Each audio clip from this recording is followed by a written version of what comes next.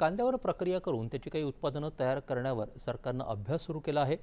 वर्षाला कांद्याला द्याव्या लागणाऱ्या अनुदानापेक्षा कमी खर्च यामध्ये होईल आणि शेतकऱ्यांना दीर्घकालीन फायदा होईल, असं मंत्री जयकुमार रावल यांनी विधान परिषदेत प्रश्नोत्तराच्या तासात सांगितलं. देशात इतर राज्यातही कांद्याचं उत्पादन सुरू झाल्यानं मागणीपेक्षा जास्त कांदा उपलब्ध झालाय. यावर पर्याय म्हणून शेतकऱ्यांना इतर पिकाचा पर्याय सुचवता येईल का, यावर अभ्यास सुरू आहे, असंही ते म्हणाले. नाफेड आणि NCCFच्या दरापेक्षा बाजारभाव जास्त असल्यानं शेतकरी इतरांना कांदा विकत असल्याचं ते म्हणाले. भंडारा इथल्या 100 खाटांच्या महिला रुग्णालयासाठी साहित्य, उपकरणं आणि मशिनरी खरेदी प्रक्रियेत अनियमितता झाल्याच्या आरोपांची चौकशी करून दोषी आढळणाऱ्यांवर 15 दिवसात कठोर कारवाई करण्यात येईल, अशी माहिती मंत्री प्रकाश आंबेडकर यांनी आज विधान परिषदेत दिली.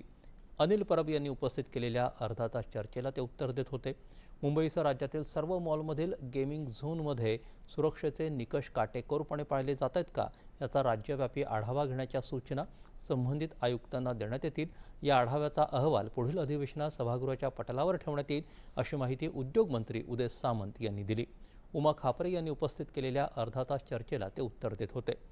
मतदार यादी पुनरीक्षण कामासाठी शिक्षकांच्या सेवा घेण्याबाबत निर्माण झालेल्या प्रश्नावर संबंधित विभागांची तातडीची बैठक घेऊन योग्य उपाययोजना करण्यात येतील. तसंच शिक्षकांच्या निवडणूक कामकाजाचा त्यांच्या अध्यापनावर कोणताही परिणाम होणार नाही याची दक्षता घेतली जाईल, असं आश्वासन राज्यमंत्री डॉक्टर पंकज भोयर यांनी विधान परिषदेत दिलं.